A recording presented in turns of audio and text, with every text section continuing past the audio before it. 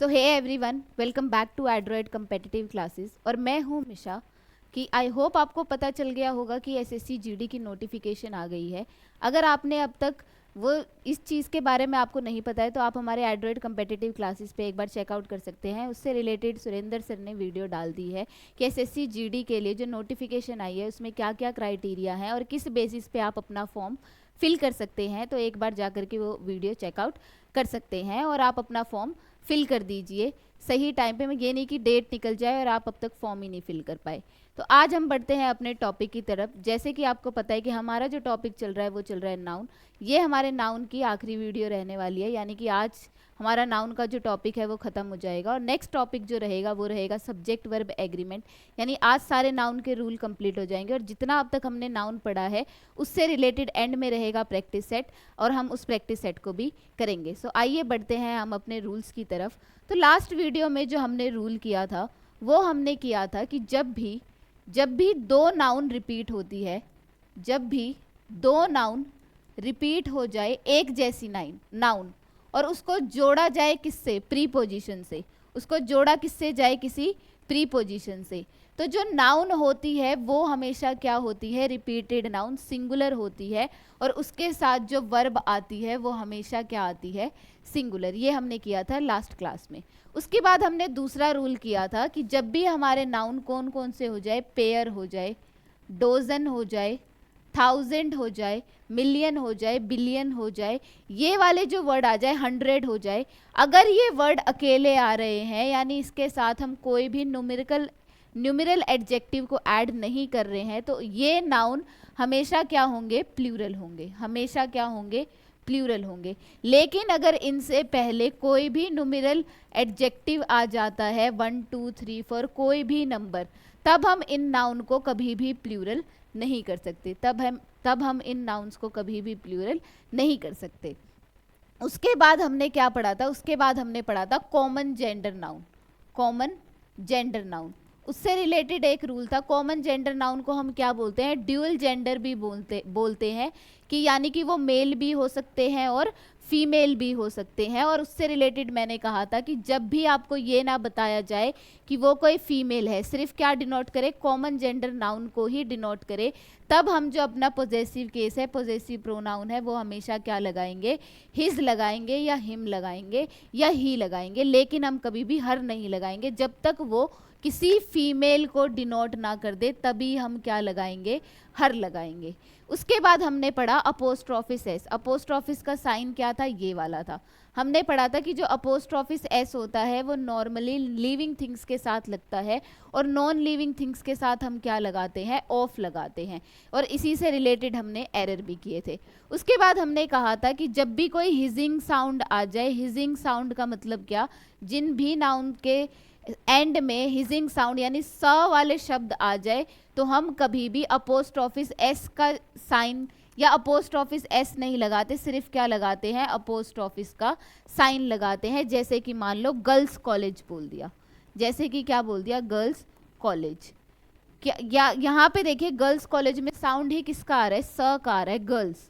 तो क्या हम अपोस्ट्रोफिस एस लगाएंगे, नहीं लगाएंगे, वो कहना क्या हो जाएगा, गलत हो जाएगा। हम सिर्फ क्या करेंगे, गर्ल्स में अपोस्ट्रोफिस का साइन लगाएंगे। ऐसे ही मान लो बॉयज़ कॉलेज हो गया, क्या हो गया, बॉयज़ कॉलेज हो गया, क्योंकि गर्ल का गर्ल्स होता है, बॉय का बॉयज़ होता है। तो हम क्या अपोस्ट्रोफिस एस लगाएंगे, नहीं लगाएंगे, वो गलत हो जाएगा। सिर्फ क्या लगाएंगे, अपोस्ट्रोफिस का साइन लगाएंगे।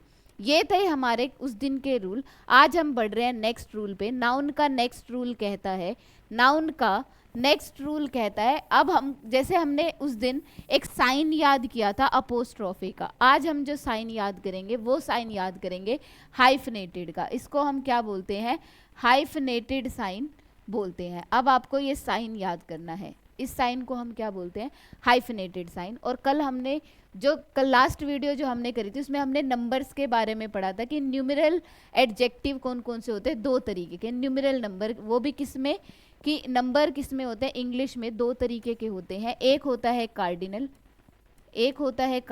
और एक होता है ऑर्डिनल। कार्डिनल कौन से होते हैं? 1 2 3 4, ये सब क्या होते हैं? कार्डिनल। और ऑर्डिनल क्या होते हैं? जो पोजीशन को बताते हैं, यानी फर्स्ट सेकंड थर्ड फोर्थ, इनको बताते हैं, उसे हम क्या कहते हैं? ऑर्डिनल नंबर कहते हैं। देखिए जब भी कोई भी कार्डिनल नंबर आ जाए, मैंने आपको कहा था, उसके बाद जो नाउन आता है वो हमेशा क्या होता है? प्लूरल। हमेशा क्या होता है? प्लूरल। जैसे कि मैंने कहा कि 5 boys in the class, 5 boys in the class. तो यहाँ पे देखिए काउंट क्या है? कार्डिनल नंबर है, वो भी किसका? 5 का। और उसके बाद उन्होंने बॉय एक नाउन दे दिया, तो वो कभी भी सिंगुलर नहीं होगा, क्या होगा? प्लूरल होगा, जो कि बिल्कुल सही है।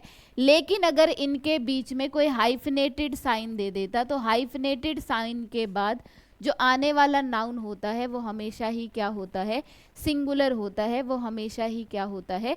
सिंगुलर होता है। जैसे कि देखिए हाइफिनेटेड नाउन का प्रयोग, हाइफिनेटेड नाउन का प्रयोग प्लूरल फॉर्म में नहीं होता है। प्लूरल फॉर्म में नहीं होता, यानी कि मान लीजिए कभी भी कोई नंबर आ गया, कार्डिनल नंबर, और उसको हाइफिनेटेड से जोड़ के फिर एक नाउन दे दिया गया, तो जो ये आने वाला नाउन है ये कभी भी प्लूरल नहीं होगा, कभी भी प्लूरल नहीं होगा, हमेशा क्या होगा?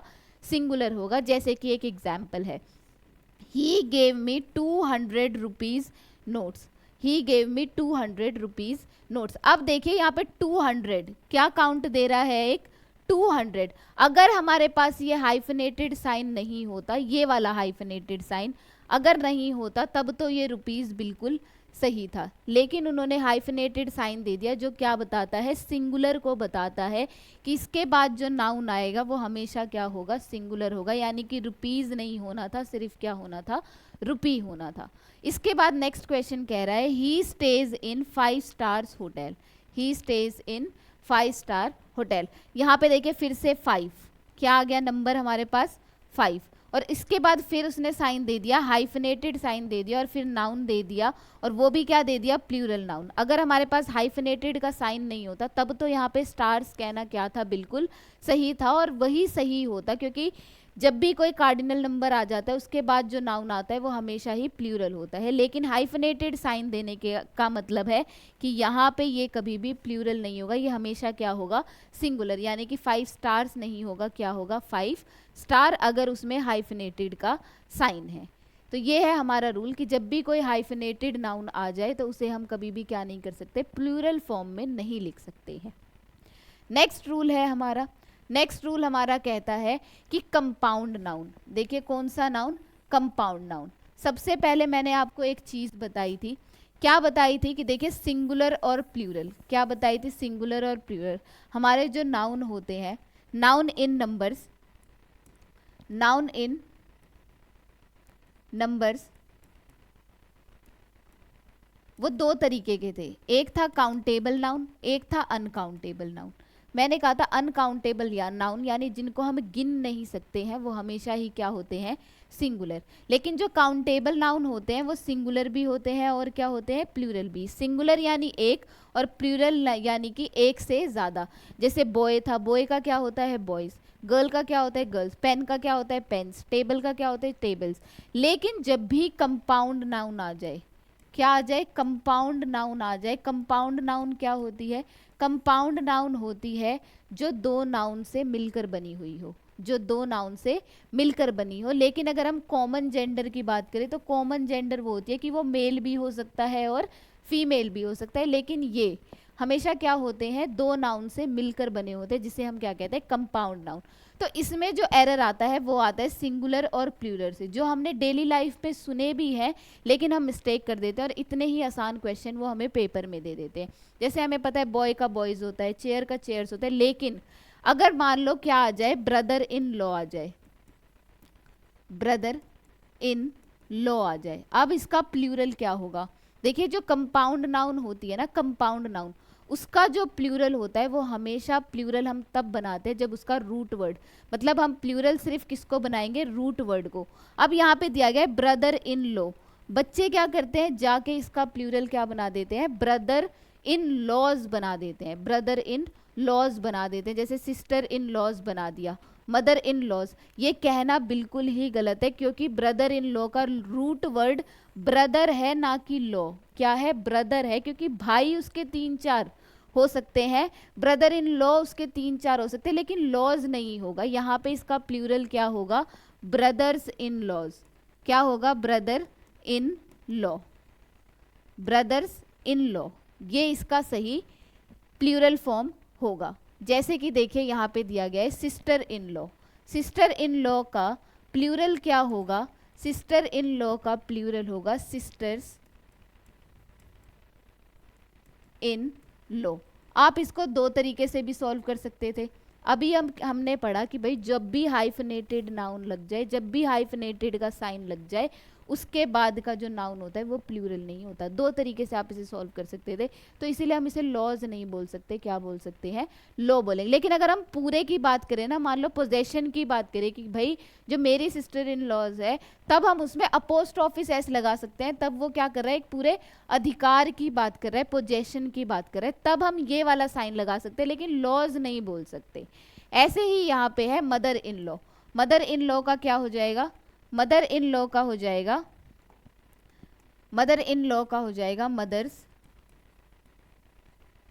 इन लॉ, क्या हो जाएगा, मदर्स इन लॉ। ऐसे ही ब्रदर का हो जाएगा ब्रदर्स इन लॉ। मतलब अब अगर कोई भी लॉ वाला वर्ड आ जाए आप उसे सॉल्व कर लेंगे। यानी कि हमें लॉ में कभी भी एस नहीं लगाना, किस में लगाना है, जिस भी चीज़ का रूट वर्ड है, जिस भी चीज़ का यानी मुख्य शब्द, मुख्य शब्द हम क्या बोल सकते हैं, रूट वर्ड के साथ हम क्या लगाते हैं, एस लगाने पर उसका प्लूरल बन जाता है। रूट वर्ड पे एस लगाने से उसका प्लूरल बन जाता है। नेक्स्ट है मेड सर्वेंट। अब मेड सर्वेंट का प्लूरल होगा मेड सर्वेंट्स, क्योंकि जो हमारा रूट वर्ड है वो क्या है, वो हमारा रूट वर्ड है सर्वेंट, या ना कि मेड। नेक्स्ट है हमारा स्टेप डॉटर। ऐसे ही वो पूछेगा step mother, step sister, step father. तो हम कभी भी स्टेप के साथ प्लूरल बनाने के लिए स्टेप्स नहीं बोलेंगे, क्या बोलेंगे, स्टेप डॉटर्स बोलेंगे, या स्टेप फादर्स बोलेंगे, स्टेप मदर्स बोलेंगे।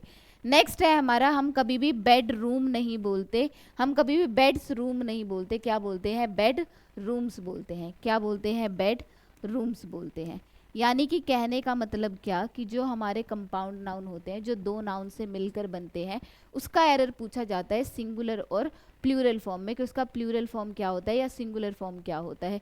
तो हम यहीं पे गलती कर देते हैं, हम जाके लॉज में एस लगा देते हैं, जो कि गलत है। तो कंपाउंड नाउन का सही प्लूरल फॉर्म क्या है, कि मुख्य शब्द हम रूट वर्ड में क्या लगाते हैं, एस, जिससे वो क्या बन जाता है, उसका प्लूरल फॉर्म बन जाता है। ये है इसका रूल। नेक्स्ट रूल है हमारा, नेक्स्ट रूल है हमारा कुछ नाउन। कुछ नाउन बोलचाल की भाषा में हम गलत उपयोग करते हैं। अब देखिए, जो नाउन हमने सुनने में बहुत बार हम जो वर्ड है गलत बोल देते हैं नाउन में, और उन्हीं से पेपर आता है। देखिए जो पेपर आएगा ना, वो हमारे डेली बेस पे ही आता है, कि जो हमने सुने हुए हैं, लेकिन हमने कभी उसको ग्रामेटिकली अप्लाई करके नहीं देखा है, तो हम उसको फ्लो में बोलते चले जाते हैं, लेकिन वो बोलना गलत होता है। आज मैं आपको उसके सही मीनिंग और सही सेंस बताऊंगी। जैसे कि पहला है कज़न ब्रदर और दूसरा है कज़न सिस्टर। हम कभी भी कज़न सिस्टर, कज़न ब्रदर नहीं लगाते हैं, क्योंकि देखिए अगर मैं किसी को इंट्रोड्यूस करा रही हूँ, जैसे मैं बोलूँगी he is my cousin brother, कहना ही गलत है, क्योंकि ही अपने आप को ही क्या डिनोट कर रहा है, कि वह एक लड़का है, वह एक लड़का है, तो उसके साथ मुझे ब्रदर नहीं लगाना। अगर मैं बोल रही हूँ she is my cousin sister, तो मैं शी अपने आप में ही क्या बता रहा है, वो एक लड़की है, तो मैं कभी भी कज़न सिस्टर, यानी कज़न ब्रदर और कज़न सिस्टर बोलना ही गलत है। सिर्फ क्या बोलना चाहिए, कज़न बोलना चाहिए। ये है हमारा सही नाउन, कि जो बोलचाल की भाषा में गलत होता है। नेक्स्ट है हमारा गुड नेम। अब ऐसे ही हम जैसे बोल देते हैं ना, what is your good name, what is your good name, कहना ही गलत है, क्योंकि नाम कभी भी अच्छा या बुरा नहीं होता। यानी कि हम नाम के साथ कभी भी गुड या बैड नहीं लगाएंगे, नाम सिर्फ नाम ही होता है, और वो हमेशा अच्छा ही होता है, बुरा नहीं होता। नेक्स्ट है बिग और स्मॉल ब्लंडर, बिग और स्मॉल ब्लंडर। अब देखिए ब्लंडर का मतलब ही क्या होता है, एक बड़ी भूल या बड़ी गलती, बड़ी भूल या बड़ी गलती। जैसे हम बोलते हैं ना कि it's a big blunder, it's a big blunder. तो कहना ही गलत है, यानी कि जब गलती अपने आप में ही बड़ी है तो उसके साथ हम क्या नहीं लगाएंगे, कभी भी बिग या स्मॉल नहीं लगाएंगे। नेक्स्ट है बैड ड्रीम। हम बोलते हैं ना कि आज मैंने एक बुरा सपना देखा, तो हम बोल देते हैं बैड ड्रीम। क्या बोलते हैं, बैड ड्रीम। कहना ही गलत है, इसका जो सही मीनिंग होता है वो होता है नाइटमेयर। क्या होता है, नाइटमेयर। क्योंकि बैड ड्रीम गुड ड्रीम कुछ नहीं होता। अगर हम बुरे सपने की बात कर रहे हैं तो हम उसको क्या बोलते हैं, हमेशा नाइटमेयर। ये है हमारे कुछ नाउन जिसमें हम कंफ्यूज्ड होते हैं। सुनने में हमें और बोलचाल में हमें बिल्कुल सही लगते हैं, लेकिन ये होते गलत है। पेपर में आपको इतना ही आसान पूछते हैं और हम वहीं पे आके रुक जाते हैं। तो अब आपको पता चल गया, कभी भी कज़न ब्रदर कज़न सिस्टर नहीं होता, सिर्फ क्या होता है, कज़न होता है। कभी भी गुड नेम बैड नेम नहीं होता, क्या होता है, सिर्फ नेम होता है। कभी भी बिग या स्मॉल ब्लंडर नहीं होता, ब्लंडर अपने आप में ही एक बड़ी गलती बड़ी भूल है, तो हम उसके साथ बिग या स्मॉल नहीं लगाएंगे। और बैड ड्रीम नहीं होता, क्या होता है, नाइटमेयर होता है। क्या होता है, नाइटमेयर होता है। ऐसे ही कुछ नाउन होते हैं जो मीनिंग में मतलब हमें सेम सेम लगते हैं और हम अप्लाई भी कर देते हैं, लेकिन वो गलत होते हैं, जो इसे हम क्या बोलते हैं, कंफ्यूजिंग नाउन बोलते हैं। जिसे हम क्या बोलते हैं, कंफ्यूजिंग नाउन। जैसे कि हम एक वर्ड बोलते हैं एक्सेप्ट। क्या बोलते हैं, एक्सेप्ट, और एक वर्ड है एक्सेप्ट।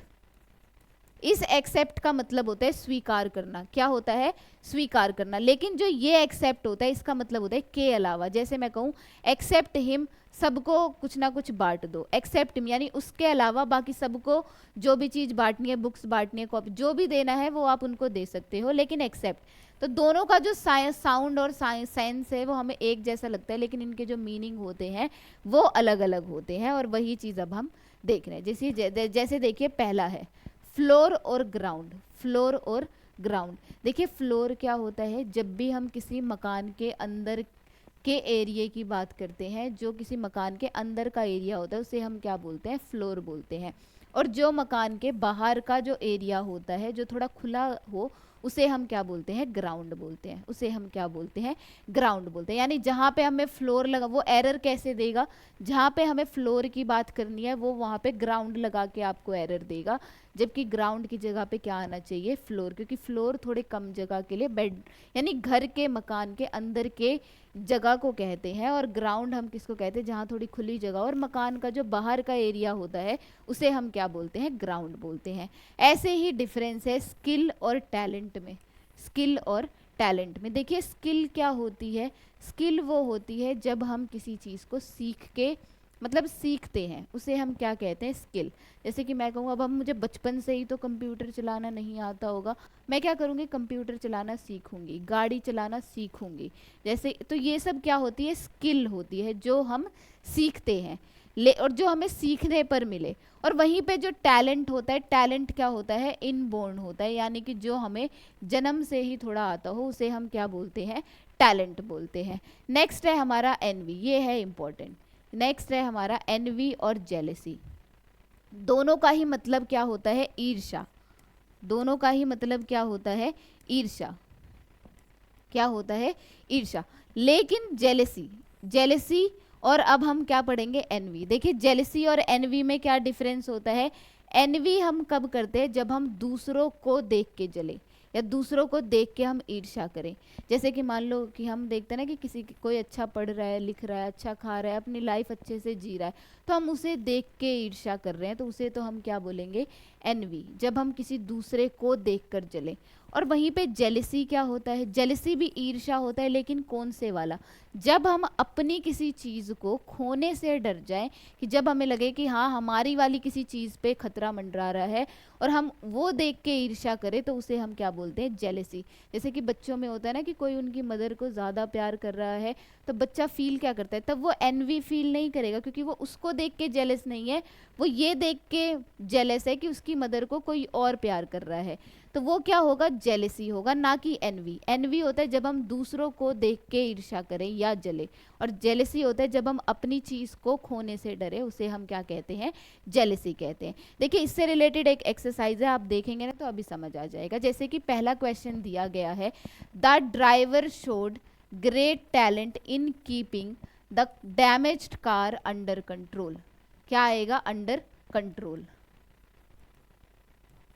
और डी पार्ट क्या दे रखा है, नो एरर। डी पार्ट क्या दे रखा है, नो एरर। फिर से सब्जेक्ट दे रखा है ड्राइवर, नाउन, नाउन भी हो सकता है, सब्जेक्ट भी हो सकता है। शोड यानी वर्ब की सेकंड फॉर्म दे रखी है। मैंने आपको याद कराया था जब वर्ब की क्लास ली थी, उसमें मैंने आपको याद कराया था जो वर्ब की सेकंड फॉर्म होती है ये हमेशा अकेले आती है, यानी इसके साथ हम कभी भी कोई हेल्पिंग वर्ब नहीं लगाते हैं। अब यहाँ पे इन्होंने बोल दिया शोड ग्रेट टैलेंट, क्या दिखा रहा है वो अपना great talent in keeping the damage car, कि उसने क्या कर दिया, डैमेज कार को कंट्रोल में रख लिया, डैमेज कार को कंट्रोल में रख लिया। अब मुझे बताइए कि क्या गाड़ी चलाना उसका टैलेंट है, मतलब उसे वो बचपन से आ गई थी। गाड़ी चलाना उसकी एक स्किल है ना कि टैलेंट, कि उसने जो गाड़ी चलाना है वो सीखी है, यानी वो उसके साथ जन्म से नहीं है। तो यहाँ पे एरर पार्ट क्या हो गया, टैलेंट, यानी कि हम यहाँ पे टैलेंट नहीं लगाएंगे, यहाँ पे क्या होना चाहिए था, स्किल होना चाहिए था, कि उसके अंदर ये एक स्किल है कि उसने एक डैमेज कार को अंडर कंट्रोल कर लिया। तो यहाँ पे एरर क्या था, टैलेंट की जगह क्या आना चाहिए था, स्किल आना चाहिए था। नेक्स्ट क्वेश्चन है when I entered the bedroom I saw a snake crawling on the ground, और फिर दे दिया नो एरर, फिर क्या दे दिया, नो एरर। अब देखिए अब हम सेंटेंस को एनालाइज कर लेते हैं। पहले दे दिया व्हेन, जब मैं बेडरूम में एंटर हुआ था। एंटर्ड क्या है, एंटर की सेकंड फॉर्म, यानी कि हमारा जो सेंटेंस है पास्ट में चल रहा है, यानी कि ये घटना हो चुकी है। फिर दे दिया आई सॉ, फिर से अगर ये हमारी पास्ट फॉर्म में चल रही है तो आगे आने वाला सेंटेंस भी किस में चलेगा, पास्ट फॉर्म में, और ये सी की सेकंड फॉर्म है। अ snake crawling on the ground, a snake crawling on the ground, कि अब मुझे बताइए कि यहाँ पे एरर दे दिया उन्होंने ग्राउंड, कि वह बेडरूम में एंटर कर रहा था, वह बेडरूम में। तो क्या बेडरूम में कभी भी ग्राउंड हो सकता है, और मैंने कहा था ग्राउंड मकान के बाहर वाली जगह को कहते हैं, यानी जो खुला मैदान हो।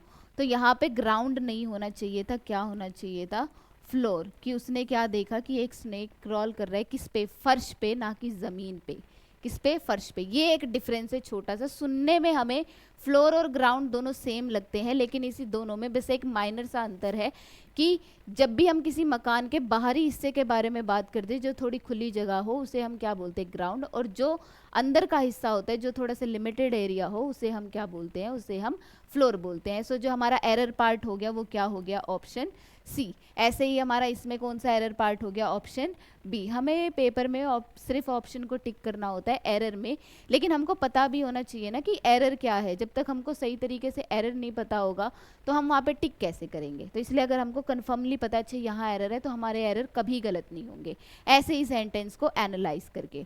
नेक्स्ट क्वेश्चन है envy strikes a women when she sees her husband talking to another women, और फिर दे दिया नो एरर। अब यहाँ पे देखिए, इसीलिए मैंने आपको कहा था कीवर्ड, इसीलिए मैं कीवर्ड्स पे पढ़ा रही हूँ। देखिए यहाँ पे envy strikes a women, women a women यानी एक महिला, सिंगुलर है, तो उसने वर्ब भी क्या लगाई, सिंगुलर। मैंने आपको कहा था जब भी वर्ब की फर्स्ट फॉर्म के साथ एस लग जाता है वो सिंगुलर हो जाता है, और वर्ब की फर्स्ट फॉर्म हमेशा क्या होती है, प्लूरल। अ वुमेन दे रखा है वो भी ए वाला वुमेन सिंगुलर होता है, ई वाला जो वुमेन होता है वो क्या होता है, वो प्लूरल होता है, वो क्या होता है, प्लूरल। उसके बाद व्हेन, जब उसने देखा कि she sees her husband talking to another women, कि वो क्या कर रहे हैं, वो किसी और महिला से बात कर रहा है, तो डेफिनेटली अब उसको अपने हस्बैंड को खोने का डर है, यानी कि इस बार वो खोने से डर रही है।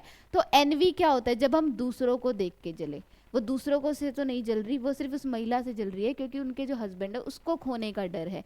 तो यहाँ पे एनवी नहीं आएगा, क्या आएगा, जेलेसी, क्योंकि अभी हमने पढ़ा कि जब भी कोई दूसरों से ना जल करके अपनी चीज को खोने से डरे उसे हम क्या बोलते हैं, उसे हम जेलेसी बोलते हैं, उसे हम क्या बोलते हैं, जेलेसी बोलते हैं। तो आई होप आपको ये चीज क्लियर हो गई होगी, फ्लोर और ग्राउंड, स्किल और टैलेंट, एनवी और जेलेसी, और पेपर में बहुत बार पूछे जाने वाले ये क्वेश्चंस है। अब हमारा नेक्स्ट रूल कहता है कि देखिए इंपॉर्टेंट जितने भी रूल थे नाउन के वो सारे खत्म हो चुके हैं, मतलब नाउन जो है वो ऑलमोस्ट खत्म हो चुका है, मतलब पूरा ही खत्म हो गया। अब उससे रिलेटेड एक प्रैक्टिस सेट है कि जितने रूल अब तक हमने पहले, दूसरी, तीसरी, चौथी क्लास में कंप्लीट किए हैं, अब उनसे रिलेटेड सारी एक्सरसाइज है। अब देखिए आपको सारे रूल भी रिवाइज हो जाएंगे और साथ ही साथ वो प्रैक्टिस सेट पे भी अप्लाई हो जाएगा। जैसे कि पहला क्वेश्चन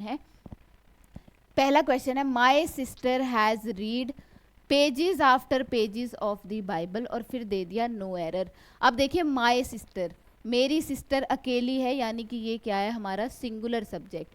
फिर उन्होंने वर्ब लगाई, यानी हेल्पिंग वर्ब और मेन वर्ब। मेन वर्ब क्या काम हो रहा है, रीड, यानी कि पढ़ना, क्या पढ़ना। अब देखिए मैंने आपको कहा था हैज़ होता है सिंगुलर और हैव होता है प्लूरल। मेरी सिस्टर सिंगुलर है तो इसके साथ हम वर्ब, हेल्पिंग वर्ब क्या लगा रहे हैं, सिंगुलर, बिल्कुल सही है। फिर उसने दे दिया हैज़ के साथ वर्ब की थर्ड फॉर्म। वर्ब की थर्ड फॉर्म देखिए रीड, रीड, रीड ही होता है, यानी फर्स्ट फॉर्म भी रीड होता है, सेकंड फॉर्म भी रीड होता है और थर्ड फॉर्म भी रीड होता है। फिर कह रहा है पेजेस आफ्टर पेजेस।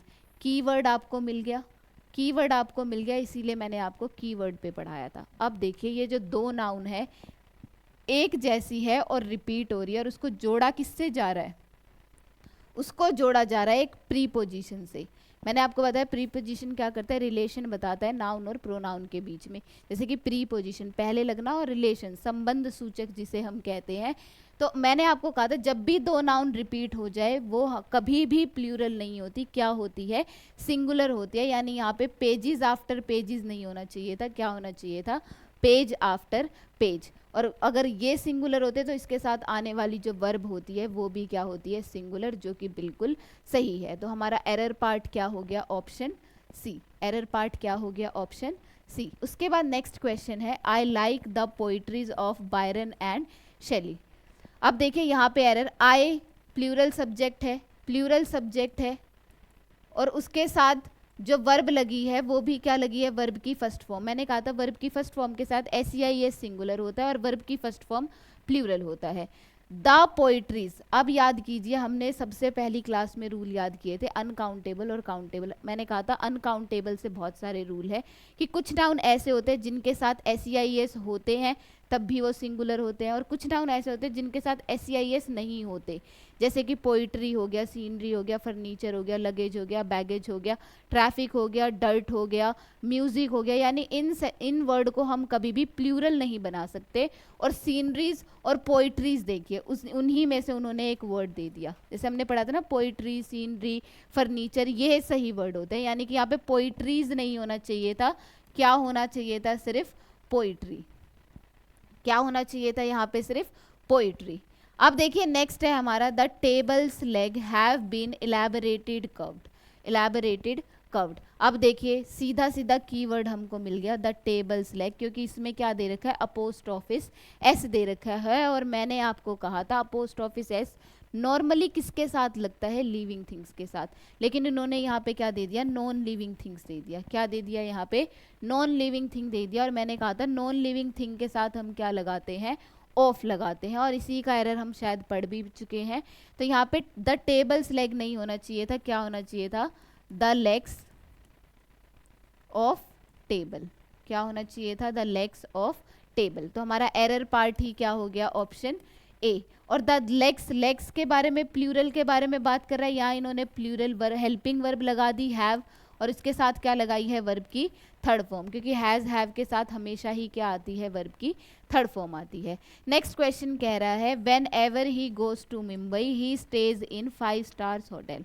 अभी रूल पढ़ा हमने, अभी पहला ही रूल था, पहला रूल, दूसरा रूल, पहला रूल ही क्या कह रहा था आज की क्लास का, कि जब भी भाई कोई कार्डिनल नंबर आ जाए या न्यूमेरल एडजेक्टिव आ जाए और उसको किसी भी हाइफनेटेड साइन से जोड़ दिया जाता है तो आने वाला जो नाउन होता है कभी भी प्लूरल नहीं होता, यानी कि वो हमेशा ही क्या होता है, सिंगुलर होता है। आप याद कर लो, जब भी हाइफनेटेड साइन आया तो हमेशा नाउन क्या होगा, सिंगुलर होगा। लेकिन अगर हाइफनेटेड नाउन नहीं है और कोई नंबर दे रखा है तो हमेशा नाउन क्या होगी, प्लूरल होगी। यानी कि हमारा ऑप्शन सी क्या है, बिल्कुल सही है, जिसमें हमें क्या मिल गया, हमारा एरर मिल गया।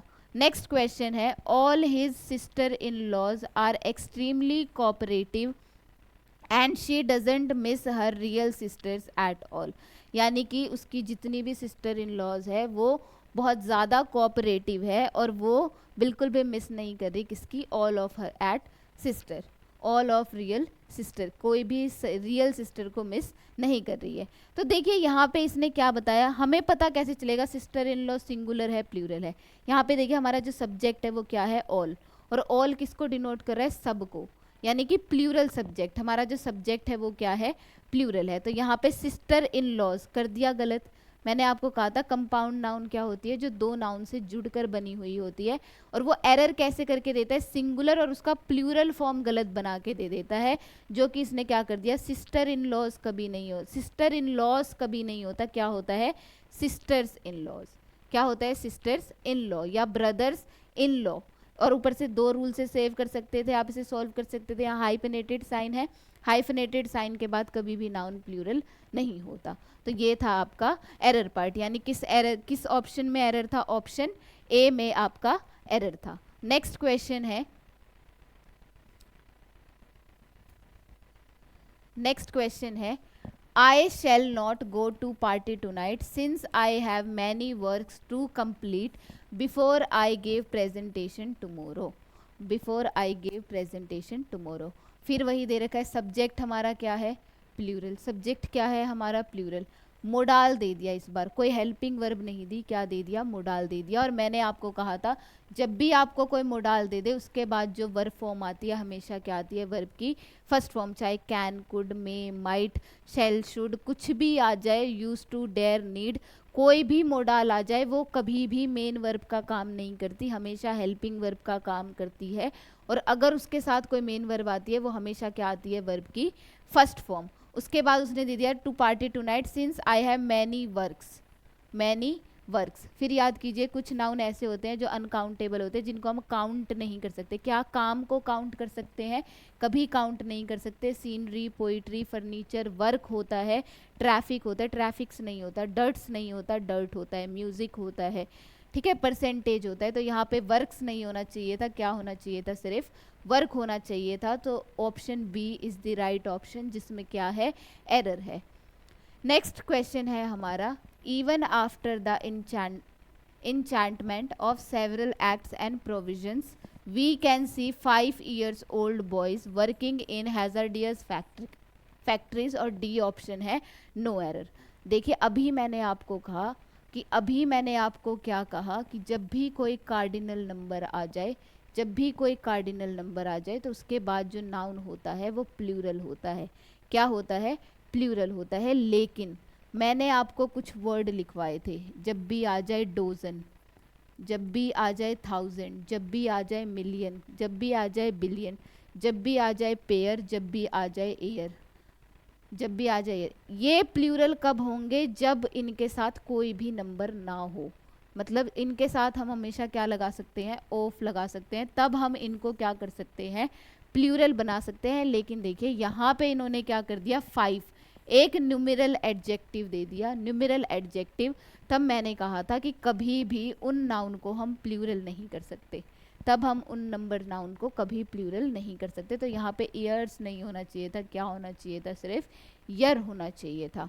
नेक्स्ट है हमारा, the fans blade has broken and we must buy a new fan before disposing it off. कि जो फैंस की जो ब्लेड है वो ख़राब हो चुकी है, फ़ैन की एक ब्लेड, क्योंकि यहाँ पे उसने क्या कहा है, ब्लेड्स नहीं कहा है, सिर्फ क्या कहा है, ब्लेड कहा है।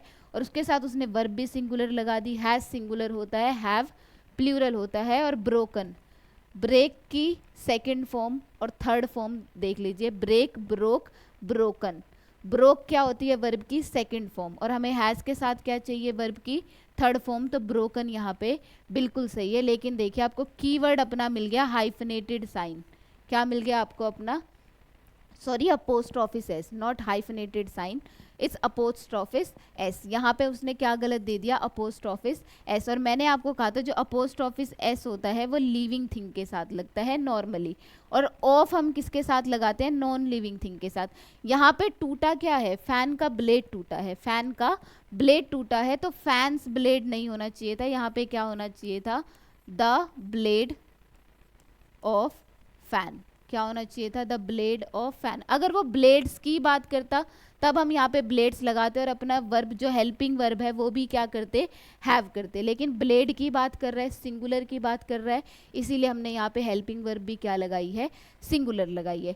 देखिए ये जो क्वेश्चन है आपने जितने भी रूल पढ़े हैं उन्हीं से रिलेटेड सारे क्वेश्चन है, आपके सारे रूल आज रिवाइज हो जाएंगे नाउन के। नेक्स्ट क्वेश्चन है हमारा, towns after towns were conquered by him but he found no peace।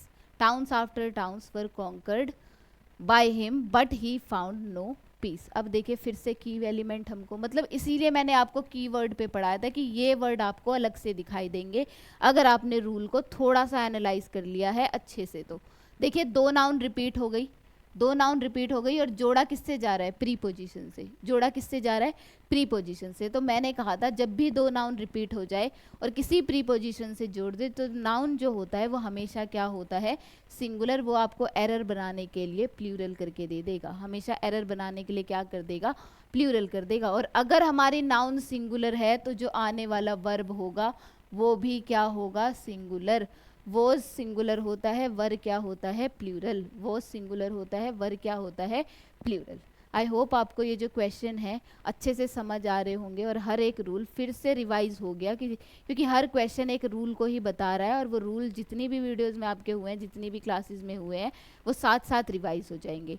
Next question है हमारा, I think this is not your book, it is somebody's else. It is somebody's else. अब याद कीजिए मैंने आपको कुछ बडी वाले शब्द बताए थे, जब भी समबडी आ जाए, नो बडी आ जाए, एनीबडी आ जाए तो उसके साथ जब भी अपोस्ट्रोफिस एस आपको लगा के दे दे तो वही एरर होगा, क्योंकि उन्होंने वर्ड क्या मेंशन कर दिया, एल्स। जब भी एनीबडी, समबडी, नोबडी इनके साथ एल्स वर्ड लग जाता है तो हम कभी भी अपोस्ट्रोफिस एस उन शब्दों के साथ नहीं लगाते, किसके साथ लगाते हैं, एल्स के साथ लगाते हैं। यानी कि हमारा जो एरर पार्ट है वो है ऑप्शन सी। यहाँ पे समबडीज एल्स नहीं होना चाहिए था, क्या होना चाहिए था, समबडी एल्सिस। यहाँ पे हम एल्स के साथ क्या लगाएंगे, अपोस्ट्रोफिस एस लगाएंगे, ना कि एनीबडी, समबडी, नोबडी इन शब्दों के साथ। नेक्स्ट क्वेश्चन है, he told me that it was his friend's Shankar's house. याद कीजिए मैंने आपको कहा था अपोस्ट्रोफिस जो एस होता है वो अधिकार यानी कि पोजेशन के लिए बताता है। यहाँ पे वो कह रहा है ही टोल्ड मी दैट, वह मुझसे कह रहा था, it was his friend Shankar house, कि ये जो घर है ये उसके दोस्त शंकर का है। तो यहाँ पे मतलब पोजेशन किसका है, ये जो घर किसका है वो शंकर का है, ना कि एक ही सेंटेंस में दो दो पोजेशन या अधिकार को बता करके हम पोस्ट ऑफिस एस नहीं लगा सकते। तो यहाँ पे फ्रेंड्स के साथ पोस्ट ऑफिस एस नहीं होना चाहिए था, सिर्फ क्या होना चाहिए था, हिज फ्रेंड शंकर्स हाउस। क्योंकि हम बोलते हैं ना फादर्स नेम, मदर्स नेम, हम कभी भी उसके आगे एक वर्ड ये नहीं कहूँगी कि माय फादर उसके बाद कोई एक वर्ड लगा के उसमें पोस्ट ऑफिस एस लगा दूंगी, नहीं।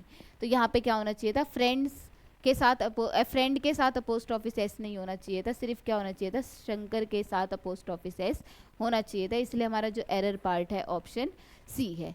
सो देखिए आज हमारे जितने भी रूल थे नाउन के वो ख़त्म हो चुके हैं। नाउन जो टॉपिक है वो पूरा ख़त्म हो गया है, उससे रिलेटेड जितने भी रूल थे और रूल के साथ साथ मैंने प्रैक्टिस सेट कराया है। और उसके बाद जो आज की लास्ट क्लास थी उसमें भी मैंने यही कराया है कि जितने रूल हुए हैं उससे रिलेटेड जो प्रैक्टिस सेट बनता है वो सब मैंने आज के क्वेश्चंस में डाल दिए हैं। सो आई होप आज आपको सारे रूल भी याद हो गए होंगे, साथ साथ प्रैक्टिस सेट पे भी एनालाइजेशन हो गया होगा। तो ये थे आपका नाउन। कल जो हम टॉपिक पढ़ेंगे, नेक्स्ट टॉपिक जो हमारा रहेगा वो रहेगा सब्जेक्ट वर्ब एग्रीमेंट। देखिए नाउन के जो रूल हैं, जिन भी शब्दों का यूज़ किया है उन्हें अच्छे से याद कीजिए, क्योंकि उनका जो यूज़ है वो हमारे सब्जेक्ट वर्ब एग्रीमेंट में भी होगा और साथ ही साथ प्रोनाउन में भी होगा। इसीलिए उन रूल को मैंने हाईलाइटेड वे में बताया है और इम्पॉर्टेंट मार्क करके बताया है। तो उन रूल को अच्छे से याद कीजिए, अच्छे से अपना प्रैक्टिस सेट कीजिए। तो ये आपका नाउन का टॉपिक है। तो आज का अपना टाइम देने के लिए बहुत बहुत थैंक यू। और आप अपने प्रैक्टिस सेट को कीजिए, ऐसे ही क्लास में कंटिन्यू रहिए। देखिए आप अपना जितना भी प्यार हमें दे रहे हैं ना उतना हमारे लिए बहुत है, आगे भी दीजिए। और हाँ मैं फिर से मेंशन कर दूँ, जीडी के फॉर्म निकल गए हैं, हमारे चैनल पे नोटिफिकेशन आ गई है, आप जाके वो वीडियो चेकआउट कर सकते हैं। आपको लिंक मिल जाएगा, आप चेकआउट कीजिए, उस वीडियो को भी देखिए आप। और जिन जिन को जो क्राइटेरिया उसमें फुल उस वीडियो में फुल अच्छे तरीके से बताया गया है कि आप किन किन क्राइटेरिया है, किन किन बेसिस पे अपना फॉर्म जो है वो फिल कर सकते हैं। अगर आप उन क्राइटेरिया में हैं तो आप जाके अपना फॉर्म फिल कर सकते हैं। सो आज के लिए थैंक यू।